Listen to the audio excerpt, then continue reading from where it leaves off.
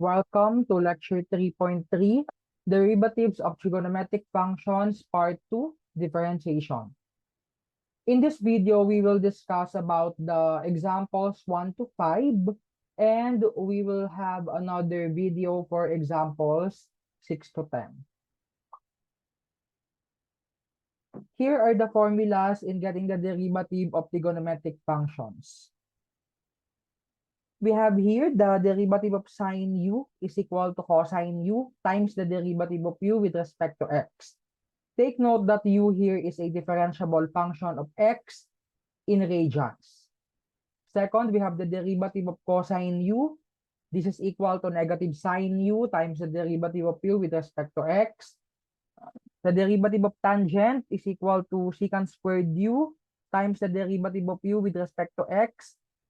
Derivative of cotangent, we have negative cosecant squared u du by dx. And then we have the derivative of secant u, we have secant u tangent u times the derivative of u with respect to x. And last, we have the derivative of cosecant u. This is equal to negative cosecant u cotangent u times the derivative of u with respect to x. Take note that the derivatives of the cofunctions of sine, tangent, and secant are all negative. The derivative of cosine, cotangent, and cosecant, all of the cofunctions, their derivatives are negative. X is in radians, hence the entire u is assumed to be in radians as well, since angles in trigonometric functions are assumed to be real valued. The proof in getting the derivative of sine u and cosine u may be obtained using the increment method of differentiation. Let's have our first example. Y is equal to cosine 5x raised to 5 minus 5x raised to 5. Find the derivative. We have here two terms. First is this one, and then this is the other one. Take note that this is not equal to cosine 0. Okay, you are not going to subtract 5x raised to 5 and 5x raised to 5. No. This cosine 5x raised to 5, the angle that it has is actually protected, meaning to say we cannot alter its value, well, unless we use trigonometric identities. But for example, we have here cosine 5x raised to 5. If we divide it by 5x raised to 5, you cannot cancel that. Simply because 5x raised to 5 here is inside the cosine function. Okay, even though you take the, let's say, fifth root of cosine of 5x raised to 5, you still cannot take the fifth root of 5x raised to 5. It will remain unchanged. Always remember that. Okay, the first term takes the form cosine u, and then the other one is just algebraic. Okay, now let us get the derivative. The derivative of y with respect to x is equal to, okay, for the first one, the derivative of cosine, this is your u. The derivative is negative sine u. The u is 5x raised to 5. And then multiplied by the derivative of the angle. And then minus the derivative of 5x raised to 5 is 25x raised to 4. So, performing the differentiation here, we have times 25x raised to 4 and then minus 25x raised to 4. You are not going to subtract this. Again, take note of the order of operation, the PEMDAS. You are going to multiply first before subtracting. So meaning to say, you are going to multiply this first. Negative sine 5x raised to 5 times 25x raised to 4, you are going to multiply this here in front. Not to 5x raised to 5, no. So we have here negative 25x raised to 4 sine 5x raised to 5 minus 25x raised to 4. Okay, we can factor this out by bringing out negative 25x raised to 4 multiplied to the quantity positive 1 plus sine 5x raised to 5. So this is the final answer. As you can see, the value of Ru, the 5x raised to 5 remains unchanged until the end because it's not meant to be changed unless you will use trigonometric identities and there's a necessity. But here, there is no necessity. So this is our final answer. Example 2, find y prime if y is equal to sine of the quantity 10x raised to 4 minus 4x cubed plus 3x squared minus 1. So this multinomial, this is our entire u. So our y here is equal to sine u. Okay, since our u here is long because it contains 4 terms, we can actually use the chain rule here. Let u be equal to 10x raised to 4 minus 4x cubed plus 3x squared minus 1. So what is the derivative of u with respect to x? We have 40x cubed minus 12x squared plus 6x. Okay? Next.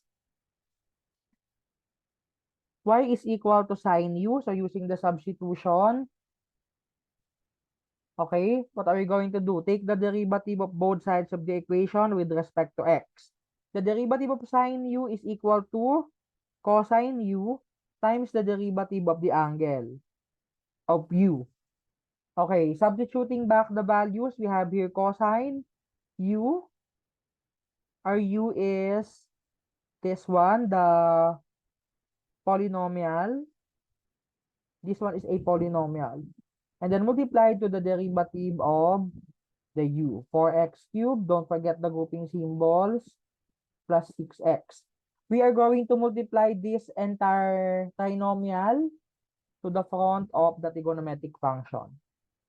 So we still have the grouping symbol. We can factor this out. So the common factor of 40, 12, and 6 is 2. And they also have the common factor x. So let's factor that out. So we have 2x times the quantity 20x squared minus 6x and then plus 3 followed by cosine of the quantity 10x raised to 4 minus 4x cubed plus 3x squared minus 1. So this is now the final answer. Example 3, find y prime if y is equal to tangent of the square root of 7x minus 6. This one takes the form tangent u, wherein our u is a radical. Okay, let's have a representation here. Let u be equal to the square root of 7x minus 6. The derivative of u with respect to x is equal to, using the formula for the square root, 1 over 2 times the square root of 7x minus 6 multiplied by the derivative of 7x minus 6, which is 7. Hence, we have here 7 over 2 square root of 7x minus 6.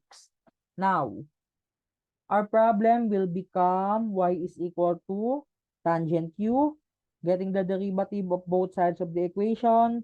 The derivative of tangent is equal to secant squared u times the derivative of u with respect to x. We can now substitute them back since we have already differentiated our u. Okay, so that will be secant squared square root of 7x minus 6 and then multiplied to the derivative. So that is 7 over 2 square root of 7x minus 6. Simplifying further, we have here 7 and then secant squared square root of 7x minus 6 all over 2 times the square root of 7x minus 6. This is now our final answer. Take note, baka mamaya i-cancel out nyo to. That is wrong. You are not going to cancel that out. The square root of 7x minus 6 in the inside of secant squared, it is protected. So you cannot modify that.